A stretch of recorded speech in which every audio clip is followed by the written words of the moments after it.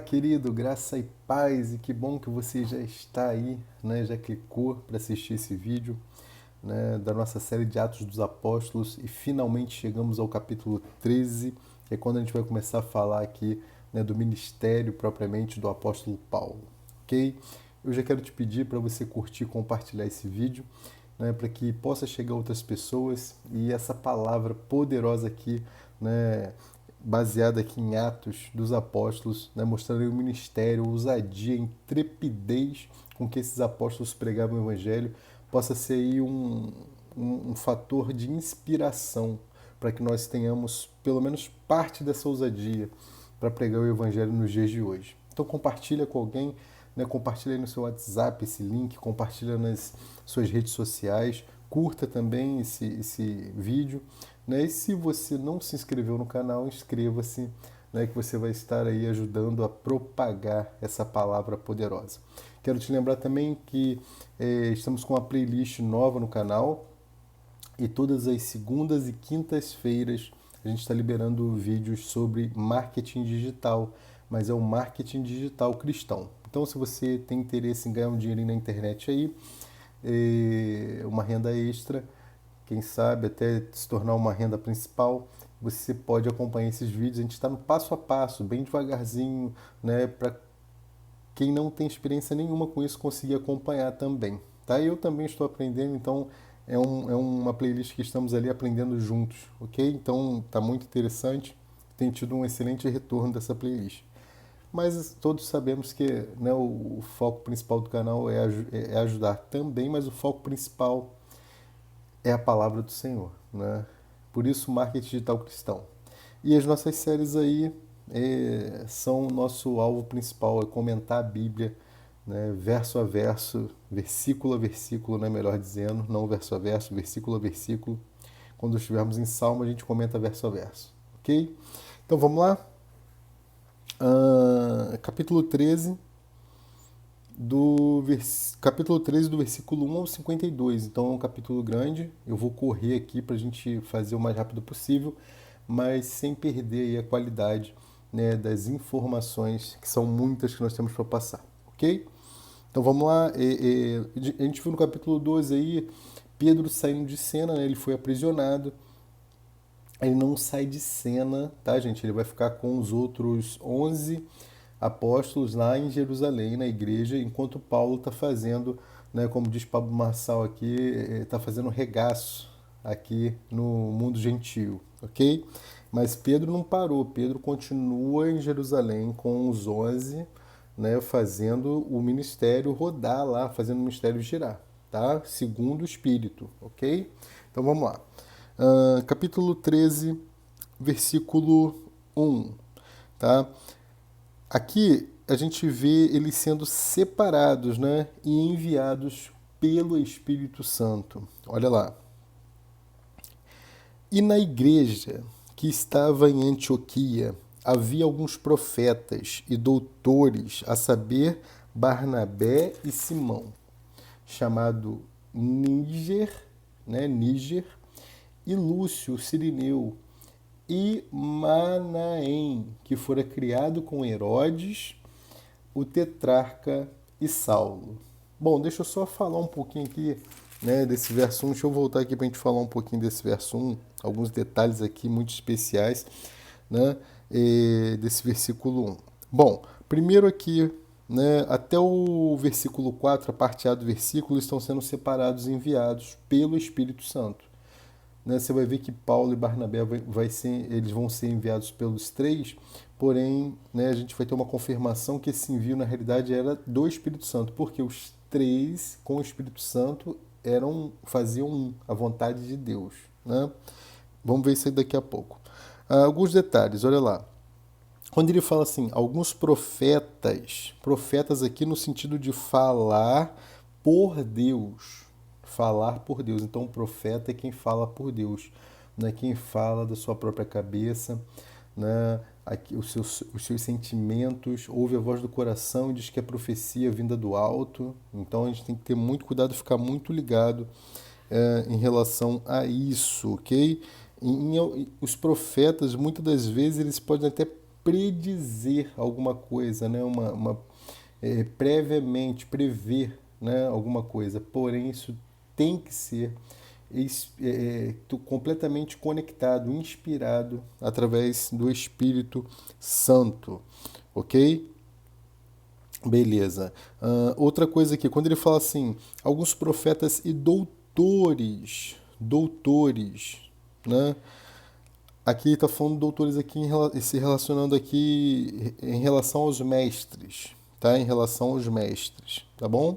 Então, doutores aqui você pode colocar mestres também aí. Logicamente que esses mestres são baseados na verdade também, ok? E vamos lá. Barnabé, né, ele vai citar, né, alguns aqui, ele vai citar agora. Olha lá, havia alguns profetas e doutores a saber. Agora ele vai citar quem são esses profetas e doutores. Barnabé, né, que era levita, lá de Chipre, conforme nós já vimos lá em Atos 4:36, tá? E Simeão, não é Simeão, chamado Níger, que quer dizer negro, ok? Aí relacionado à sua origem africana aí, tá? E Lúcio Cirineu, né, que a gente já viu lá que é o norte da África, tá? Cirineu, lá do norte da África, né, da cidade de Cirene.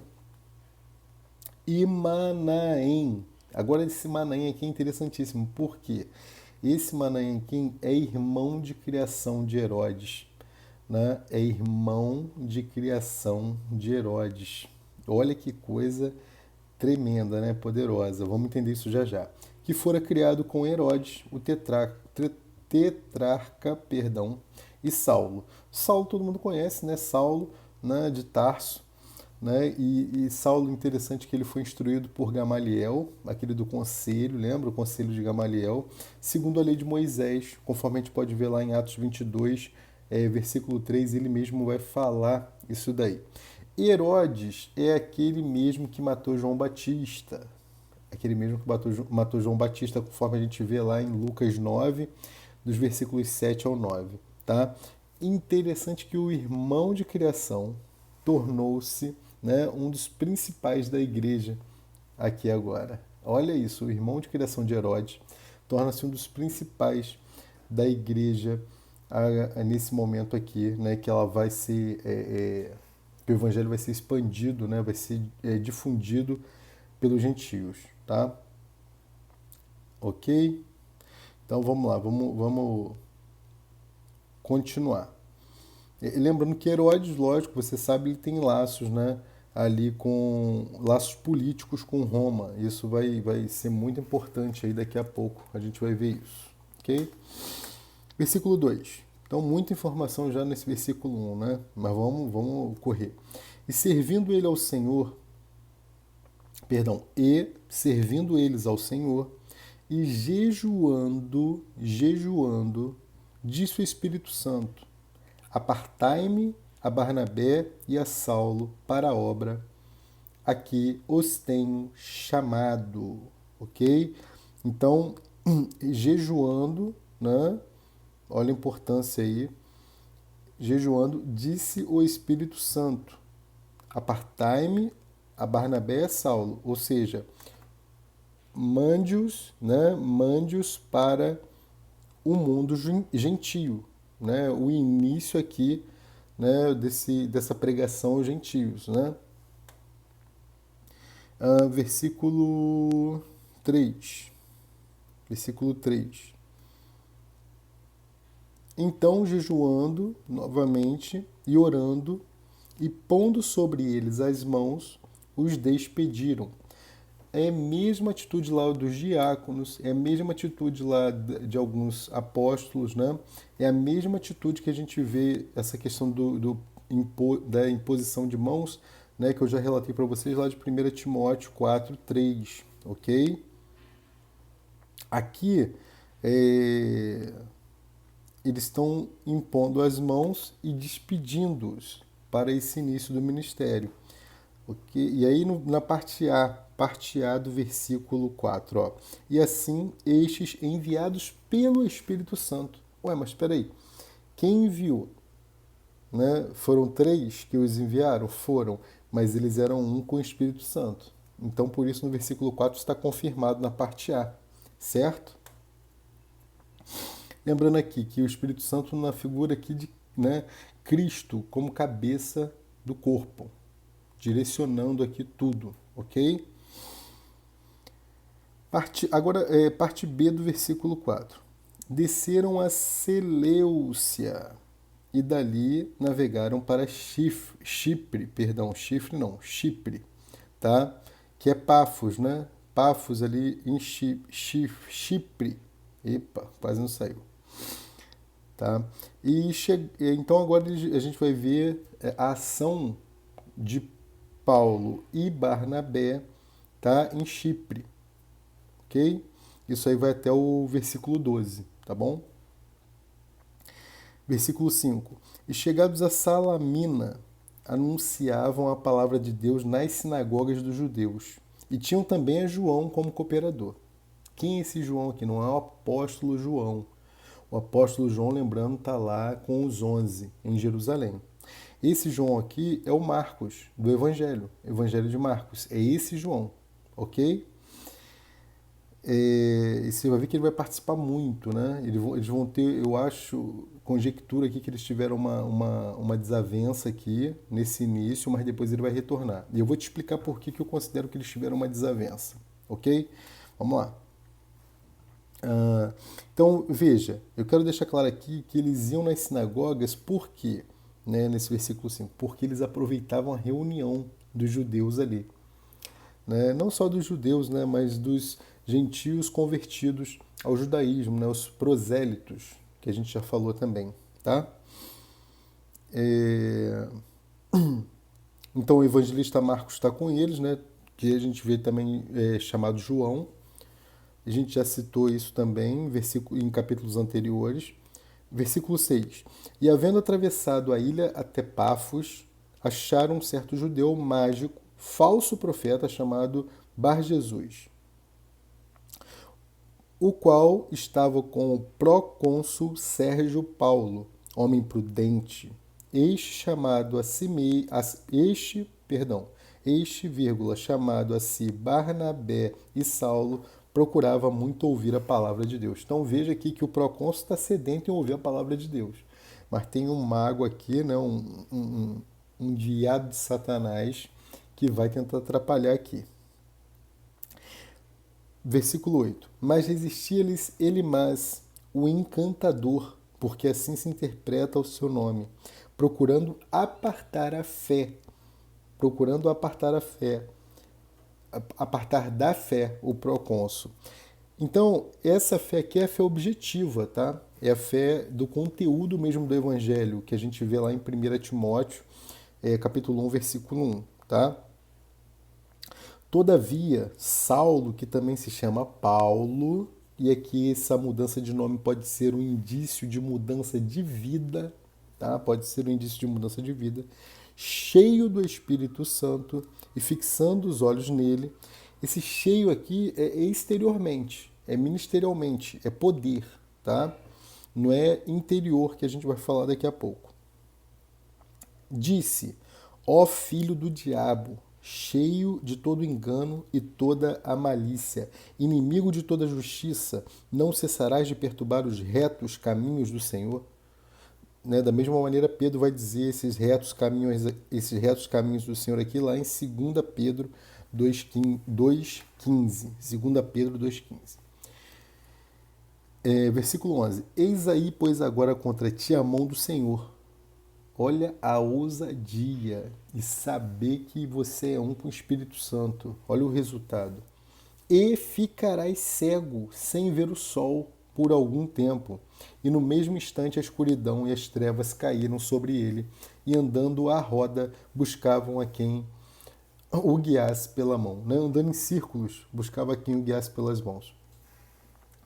Agora, se imagina se Paulo dá ordem para que o cara fique cego e ele não ficasse. Como muita gente hoje passa vergonha aí no meio das igrejas, né?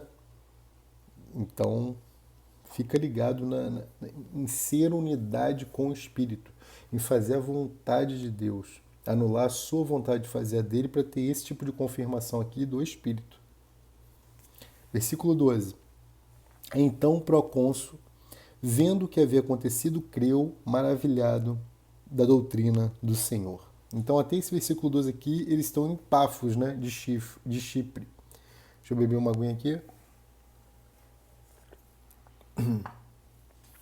Interessante aqui, quando eu estava preparando essa aula, eu lembrei aqui daquela situação que está rodando muitos vídeos na internet do bebezinho comendo, né, o pai alimentando o bebezinho com um urso de pelúcia na mão. Aí o pai oferece, né, a comida para o urso não come, aí a criança está olhando aquela situação, o pai pega o chinelo e bate no urso, né, e aí a criança vai e abre a boca na mesma hora, né? Quando eu li esse versículo 12 aqui, né, o procônsul, vendo o que havia acontecido, criou maravilhado na doutrina do Senhor. Né? Lógico que eu pensei, assim, até brincando com vocês, mas o procônsul estava querendo, sim, o Senhor. Né? A gente viu isso, a gente leu, né, lá no versículo 7. E o mago lá estava atrapalhando, né, o encantador lá. Mas aí no versículo 11, quando o procônsul ele viu o que aconteceu com o encantador, se ele já queria, aí que ele quis mais ainda, né? É tipo essa ideia do ursinho lá com a criança lá, né? Fazendo a criança comer. Né? Mas vamos continuar. Vamos continuar. Então aqui agora a gente vai ter a pregação de Paulo, agora em Antioquia, né? Da Pisídia. Da Pisídia. Aí vai até o fim do versículo do capítulo 13, tá bom? Aqui em Antioquia da Pisídia. Vamos lá. E partindo de Pafos, Paulo e os que estavam com ele chegaram a Pergue, da Panfilha. Agora olha o detalhe que eu falei para vocês em relação a Marcos lá, João, né? Mas João, apartando-se deles, voltou para Jerusalém. Então aqui aconteceu alguma coisa que fez com que João voltasse. Marcos voltasse para Jerusalém. Rafael, mas baseado em que você diz que pode ter acontecido alguma coisa negativa? Né? Primeiro, eles vão se acertar depois, porque depois você vai ver que ele se junta novamente, né, ao ministério de Paulo, lá em Colossenses, 2 Timóteo, a gente vai ver que ele está sempre junto ali. Mas se você for no capítulo 15 de Atos, no verso 38, do capítulo 15, olha o que acontece. Mas a Paulo parecia razoável que não tomassem consigo aquele que desde a Panfilha se tinha apartado deles e não os acompanhou naquela obra. Então Paulo achou razoável que não trouxesse João. Então provavelmente houve alguma coisa aqui que fez com que Paulo não, né, o trouxesse de volta naquele momento e ainda esperasse mais um pouco por trazê-lo aí. Ele vai ser levado mais à frente, tá? Versículo 14. E eles, saindo a Pergue, chegaram a Antioquia, da Psídia, né, ou Pisídia, e entrando na sinagoga, num dia de sábado, assentaram-se. Né? Lembrando, eles não entraram na sinagoga aqui para guardar o sábado, mas para aproveitar a reunião de sábado para pregar o evangelho. Ok? Vamos acelerar, Jesus. 18 minutos já. Versículo 15. E depois da lição da lei e dos profetas, lhes mandaram dizer os principais da sinagoga: homens e irmãos, se tendes alguma palavra de consolação para o povo, falai. E esse homens aqui, algumas traduções vão dizer varões. Né? Lembrando que aqui é uma questão de respeito, né? Como se referia a um juiz excelentíssimo, ok? Versículo 16. Levantando-se Paulo e pedindo silêncio com a mão, né? Pedindo silêncio com a mão, disse: homens israelitas e os que temeis a Deus, ouvi. Esses que temeis aqui são gentios, tá? O Deus deste povo de Israel escolheu a nossos pais e exaltou o povo, sendo eles estrangeiros na terra do Egito. Voltou lá no Egito, né? Voltou lá em Jacó, ok? E com um braço poderoso os tirou dela. né? Ou seja, com o braço estendido, com o braço levantado, os tirou dela. E suportou os seus costumes no deserto por espaço de quase 40 anos. Algumas traduções vão dizer, e os conduziu no deserto por espaço de quase 40 anos. Mas eu acho que suportou fica melhor, né? Tamanha quantidade de coisas que Deus tinha que suportar daquele povo, né? Versículo 19. E destruindo as 7 nações na terra de Canaã, deu-lhes por sorte a terra deles. Versículo 20. E depois disto, por quase 450 anos, lhes deu juízes até ao profeta Samuel. Então aqui essa questão, né, foram 400 anos, foram 450, esse período aqui que a gente está vendo aqui relacionado em Atos 13, versículo 20, ele vai desde o Egito, né, conforme a gente viu no versículo 17, até a época do profeta Samuel, ok? Conforme a gente está vendo aqui no versículo 20. Então, entenderam? O período vai desde o Egito até o profeta Samuel. Então isso só acaba quando Davi, quando o rei Davi teve total domínio, né, total domínio do reinado lá, né, dele em toda a nação de Israel. Isso vai acontecer quando? Segundo Samuel 5, dos versos 3 ao 5. Você pode ver isso também em Juízes 11, 26. E primeiro livro de Reis, capítulo 6, versículo 1.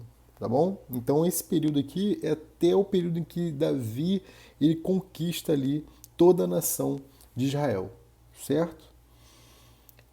Continuando, 21.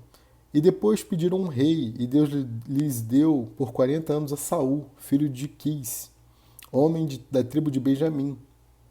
E quando este foi retirado, levantou-lhes como rei Davi, ao qual também deu testemunho e disse: Achei a Davi, filho de Jessé, homem conforme o meu coração, que executará toda a minha vontade, né? Ou seja, homem segundo os meus desejos, né? Homem que vai abrir mão de fazer a sua própria vontade e fazer a minha vontade, né? 23. Da descendência deste, conforme a promessa, levantou Deus a Jesus para Salvador de Israel. Então Paulo aqui está fazendo aquela grande revisão, né? Paulo está fazendo aqui, mais ou menos aqui a mesma ideia de Estevão, né? No capítulo 7 que nós vimos de Atos. Né? Ele está contando aqui desde o Antigo Testamento. Tendo primeiramente João, né, que esse João é o João Batista, né, antes da vinda dele, pregado a todo o povo de Israel o batismo, que a gente viu lá em Marcos 1,4, esse batismo, tá?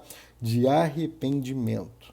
Mas João, quando completava a carreira, disse: Quem pensais vós que eu sou? Eu não sou a Cristo, eu não sou o Cristo, mas eis que após mim vem aquele a quem não sou digno de desatar a sandália dos pés. Perceba então que o Paulo estava afiado, né, irmão? Paulo estava afiado aqui na Bíblia, né? Se você tivesse que fazer um discurso como esse aqui de Paulo, hein? Como é que você sairia? Como é que nós nos sairíamos, né? Provavelmente ele não tinha nenhum esboço aqui, nenhum papel, nenhuma Bíblia na frente dele, tá? Homens e irmãos, versículo 26, né? Mais uma vez, sinal de respeito, tá? Homens e irmãos, filhos da geração de Abraão, e os que dentre vós temem a Deus. Mais uma vez, geração de Abraão, os judeus. Temem a Deus, os gentios. A vós vos é enviada a palavra desta salvação. Por não terem conhecido a este, os que habitavam em Jerusalém e os seus príncipes condenaram-no, ou seja, sentenciaram-no, cumprindo assim as vozes dos profetas que se leem todos os sábados. Ou seja, cumprindo a palavra que vocês estão estudando aí, já foi cumprido o que vocês estão estudando. Se liga, né? 28. E embora não achassem alguma causa de morte, pediram a Pilatos que ele fosse morto. E havendo eles cumprindo todas as coisas que dele estavam escritas, tirando-o do madeiro, o puseram na sepultura. Mas Deus o ressuscitou dentre os mortos, né? Conforme nós vimos, se Deus o ressuscitou, né? Mas Deus o ressuscitou lá em Atos 2, 24. Depois volta lá e assiste. Ou lê lá, lê aí na sua Bíblia que você deve ter feito a anotação. E eles por muitos dias, né? E ele, perdão, por muitos dias foi visto pelos que subiram com ele da Galiléia a Jerusalém, e são suas testemunhas para com o povo, e recebereis poder e ser-me-eis testemunhas. Atos 1:8, né? Versículo 32. E nós vos anunciamos que a promessa que foi feita aos pais, Deus a cumpriu a nós, seus filhos, ressuscitando Jesus, né? Ressuscitando a Jesus. Como também está escrito no Salmo 2: Meu filho és tu, hoje te gerei. Né? Essa questão do gerei aqui, pessoal, nesse finalzinho do versículo 33, né? Gerou é a ressurreição. Né? A ressurreição, na realidade, ela foi um nascimento para o Senhor Jesus. Né? Por quê? Porque agora ele se tornou uma primícia. Ele era o primogênito e na sua ressurreição ele tornou-se uma primícia, primícia dentre os mortos. Ele é a primícia, ele é a nossa primícia. Amém? Você pode ver isso em Romanos 8:29, tá? Versículo 34. E que o ressuscitaria dentre os mortos para nunca mais tornar à corrupção.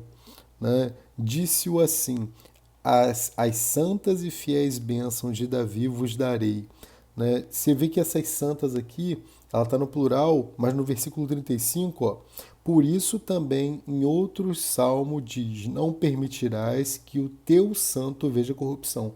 É a mesma origem, só que aqui no 35 o santo está no singular e no 34 está no plural. Então é a mesma, né, do grego, né, a palavra, né, é a mesma palavra grega aqui em tradução, tá? Plural no versículo 34, santas, e singular no versículo 35, santo, tá? Aqui, esse santo, traduzido lá do hebraico, né, é Shezed, né, Chesed, conforme apareceu aí para você na sua telinha aí.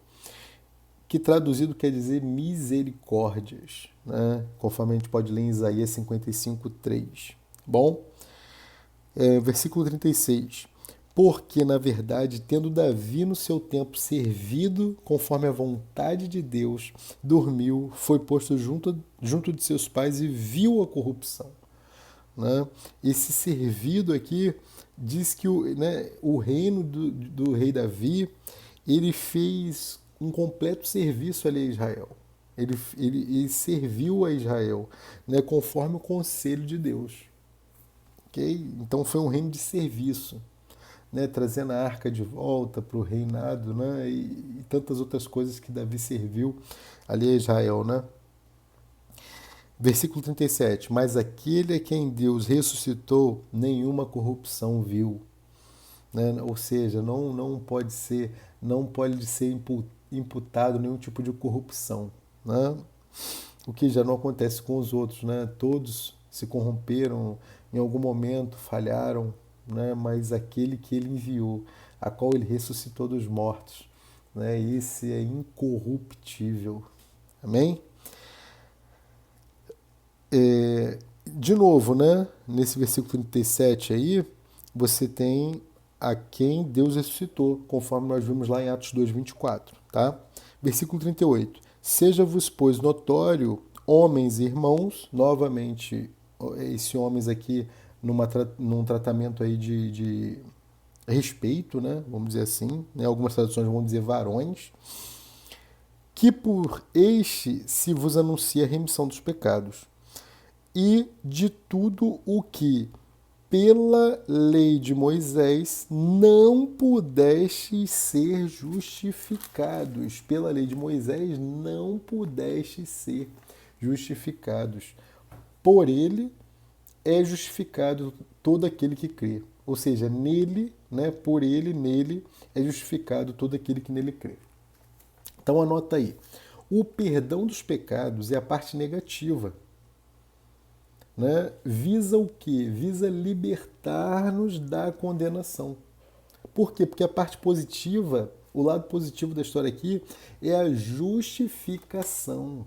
A justificação é o lado positivo, porque é a justificação que nos reconcilia com Deus. A justificação nos reconcilia com Deus. Né? E aqui faz com que ele nos aceite.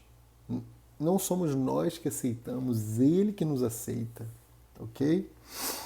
Segundo a obra feita por Cristo, quando Deus do trono olha o nosso pecado, a justiça dele faz com que ele na sua justiça, nos fulmine, né? Como a gente vê em várias situações na Bíblia, no Antigo Testamento, né? Pessoas sendo fulminadas pela ira, pela justiça. Porém, após Cristo, quando ele olha o nosso pecado e ele olha a nossa face, ele vê o Cordeiro. E aí todo o pecado foi cravado no madeiro e nós somos salvos pela graça, né? Por meio ali da fé, ok? Isso é muito poderoso, né?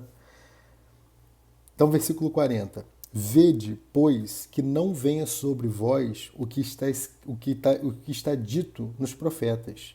Vede, ó desprezadores, e espantai-vos, e desaparecei, porque opero uma obra em vossos dias, obra tal que não crereis, se alguém vô-la contar, se alguém vô-la contar. 42. E saídos os judeus da sinagoga, aí os judeus já ficaram nervosos, saíram da sinagoga.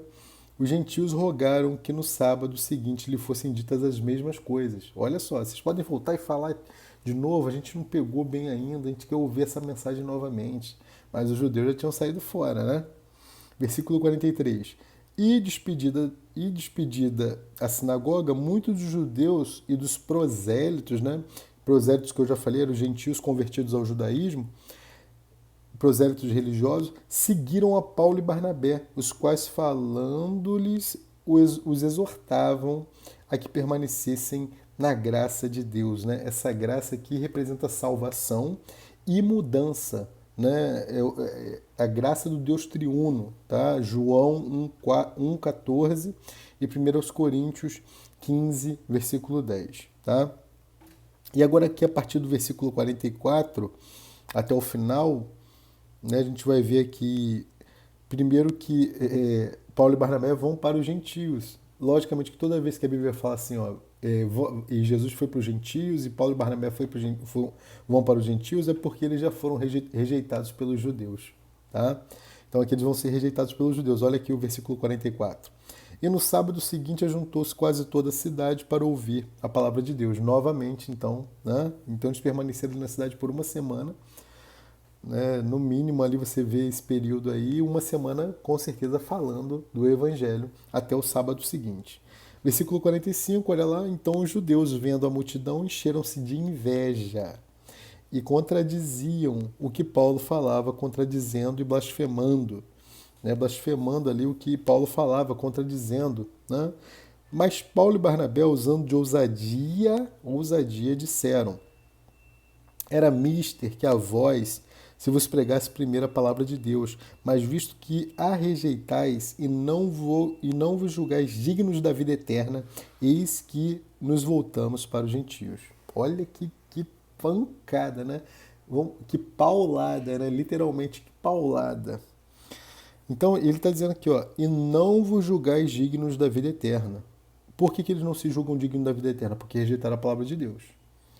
Então, quando alguém rejeita a palavra de Deus, quando alguém rejeita a palavra de Deus, prova por seu próprio juízo que é indigno da vida eterna.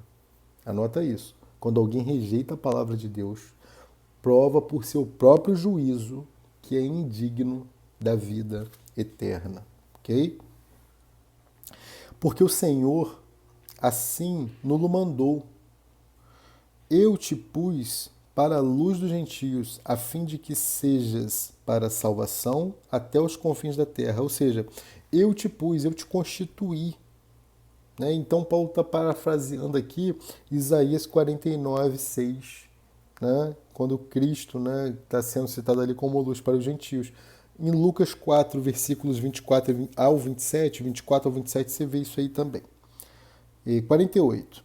E os gentios, ouvindo isto, alegraram-se, glorificaram, né, a palavra do Senhor e creram todos quanto estavam ordenados para a vida eterna. Né? E algumas traduções aqui vão dizer destinados, tá, para a vida eterna. Aqui é predestinação, né? A gente não vai falar de predestinação aqui, que é um tema muito complicado. Mas entenda que toda predestinação está ligada ao livre-arbítrio. Nós estamos predestinados para a salvação, mas cabe ao homem decidir se vai tomar posse dessa salvação ou não.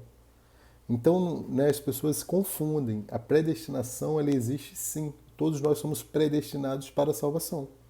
Todos nós somos predestinados para o reino. Agora, se nós vamos de fato herdar esse reino, cabe a cada um de nós decidirmos. Né? Não é um... Senão não faria sentido nenhum o evangelho. Se já estivesse predestinado por Deus quem vai estar salvo e quem não vai estar salvo, já é predestinado por Deus, para que eu vou pregar? Deu para entender? Então a predestinação existe sim. Todos nós somos predestinados à salvação. Judas era predestinado à salvação. Pedro era predestinado à salvação. Quando ele nega 3 vezes a Cristo, ele ainda assim era predestinado à salvação. Entendeu a diferença? Judas e Pedro? Né? Judas negou, Pedro também. Mas o resultado foi totalmente diferente, porque Pedro tomou posse da predestinação da salvação. E quando o Cristo ressuscita fala assim, vai lá, fala aos discípulos e a Pedro, é porque ele sabia que ele tinha que mandar uma mensagem especial a Pedro, que o tinha negado por 3 vezes. Beleza? Então anote isso daí, tá? Esses ordenados para a vida eterna aqui no versículo 48 é destinado sim para a vida eterna. Certo? Então, mas o evangelho aqui, né, ele é provado e você que decide por seu livre-arbítrio, livre escolha, né, se você vai crer ou vai rejeitar, certo? Versículo 49. E a palavra do Senhor se divulgava por toda aquela província. Mas os judeus incitaram algumas mulheres religiosas e honestas e os principais da cidade e levantaram perseguição contra Paulo e Barnabé e os lançaram fora dos seus termos. Expulsaram eles da cidade, tá? Sacudindo, porém, contra eles o pó de seus pés, partiram para Icônio. Aqui uma ordenança de Jesus, né? Aqui uma ordenança de Jesus. Se a cidade te rejeitarem vocês, sacode, bate o pé, tira a poeira e mete o pé, né? Traduzindo, né, para a nossa linguagem. Versículo 52. E os discípulos estavam cheios de alegria e do Espírito Santo. Esse cheio aqui nós já vimos. É o cheio do grego, é o plero, né? Que é cheio interiormente, tá? No essencial. Aqui não é para o ministério, é cheio na essência, tá? É cheio para a vida, não é aqui do poder, né, exterior. Aqui esse plero, né, cheio aqui é alegria interior. Então o que nos traz a alegria interior é nós estarmos cheios do Espírito Santo. Amém? Que coisa maravilhosa, né? Esse primeiro capítulo, chegamos ao fim dele, 38 minutos aí, 39, mas eu creio que foram muitas informações poderosas e como Paulo começa de uma maneira assim devastadora, né, o seu ministério, com ousadia, com intrepidez, pregando na sinagoga, né, colocando os mestres da lei, aqueles que se diziam mestres da lei, no seu devido lugar, né, ao ponto deles já se irarem muito aqui contra Paulo, né, começarem já a falar, a blasfemarem contra ele, e a gente vai ver essa continuação aí a partir do capítulo 14. Interessante que no 14 aí, que a gente vai ver na próxima terça-feira, né, a gente vai ter uma cura já de um paralítico em Listra, né, que vai servir de testemunho para Paulo, assim como serviu lá o coxo para Pedro, né, no iníciozinho lá de Atos, no capítulo 5, né, no capítulo 3, que a gente viu, né, que o coxo vira um testemunho para Pedro, capítulo 3, né, a cura do coxo. aqui também, né, no início do ministério de Paulo, no capítulo 14, vai ter a cura aqui de um paralítico, que vai servir de testemunho também para o seu ministério. Amém? Então, Deus abençoe e até a próxima aula. Espero que você tenha gostado. Se gostou, compartilhe, né? Curta e deixe seu comentário aí no vídeo, né? Faça suas perguntas e a gente vai estar aí tentando explicar dentro da medida do possível, ok? Um grande beijo, fiquem com Deus, até a próxima e uma semana de muito estudo para vocês, muitas revelações vindas do alto, amém? E um grande beijo, tá? Fiquem com Deus e não deixem de ler as suas Bíblias, amém? Tchau, tchau.